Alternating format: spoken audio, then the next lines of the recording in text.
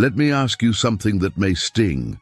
When was the last time you did something that truly terrified you? When was the last time you pushed yourself so far out of your comfort zone that your heart pounded and your body trembled?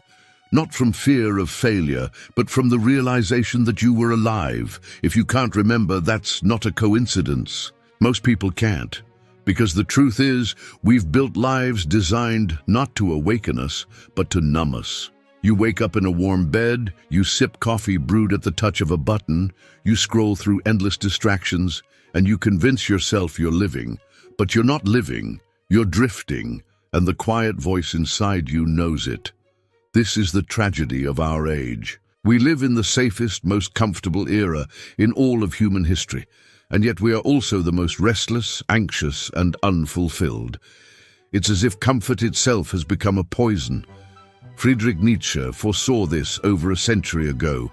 He described the last man, a being who desires nothing but safety, ease, and small pleasures. The last man survives, but he never thrives. He has no great struggles, no ambitions beyond the next distraction, and Nietzsche's warning was clear: the last man would be the end of greatness.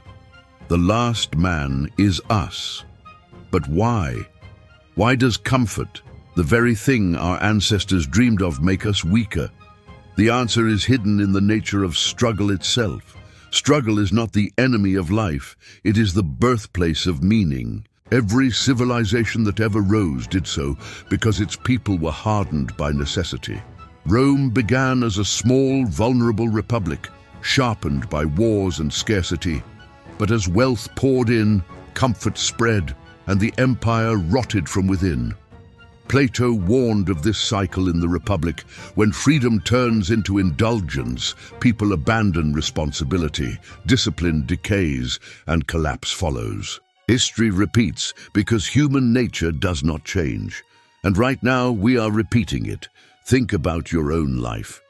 How many times have you chosen silence instead of speaking the truth because it was safer?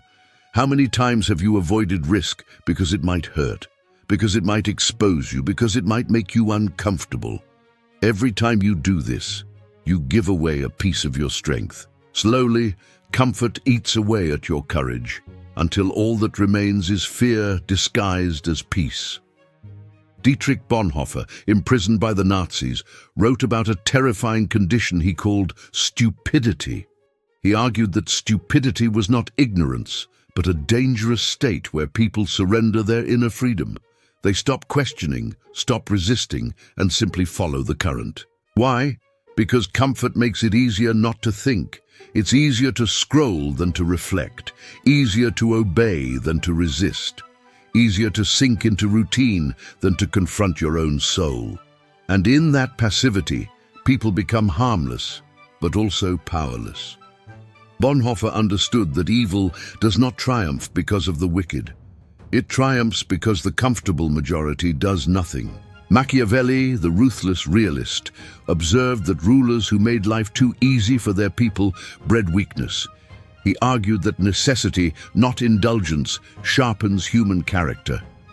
In his words, fortune favors the bold, but boldness cannot grow in padded rooms. Look around at our world today, a society obsessed with safety, comfort, and convenience.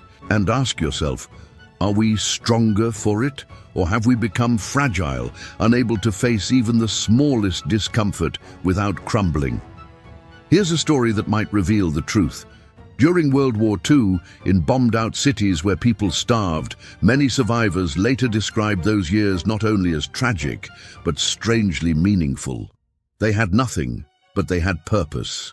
They endured, they fought, they mattered. Now, in a time of abundance, we feel emptier than ever. Isn't that shocking? The years of hunger forged strength. The years of plenty forged apathy. Comfort without struggle robs life of meaning. And here is the most dangerous illusion of all.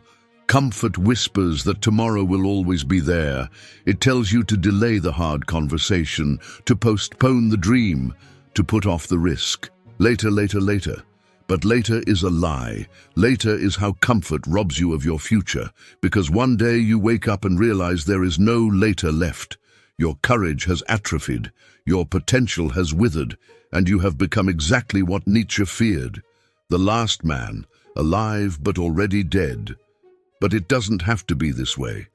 The antidote to comfort isn't more comfort. It's chosen discomfort. It's walking willingly into the storm. The Stoics knew this, which is why they practiced voluntary hardship. They slept on the floor, fasted, exposed themselves to the cold, not because they enjoyed suffering, but because they knew suffering was a teacher. It reminded them of their strength. It prepared them for life's inevitable trials. And it gave them something comfort never could: freedom from fear. So what does this mean for you? It means the door out of your emptiness is not hidden. It is right in front of you, in the things you avoid, the dream you keep postponing, the truth you refuse to speak, the challenge you're too afraid to face. Behind each lies the discomfort you fear and the greatness you secretly long for. Your freedom is not found in avoiding pain. It is found in embracing it. Think of the names we still whisper today. Socrates, who chose death rather than betray truth. Spartacus, who rose in chains and defied an empire. Bonhoeffer, who walked to the gallows rather than submit to tyranny. None of them lived comfortable lives. But they lived lives that mattered, and that is the question you must face. Will your life matter? Or will it be swallowed in silence, forgotten in the graveyard of the comfortable?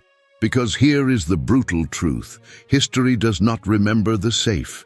It remembers the bold. It remembers those who embraced the storm. Comfort will seduce you, lull you, kill you quietly. But discomfort, the very thing you fear, is the fire that can bring you to life. So ask yourself now, and answer honestly, are you alive or are you merely safe? Because the storm is coming, whether you want it or not. And the only choice you have is this: will you be destroyed by it or remade in its fire?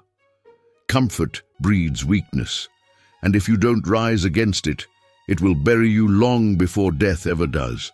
The choice is yours. Will you remain safe, or will you finally dare to live?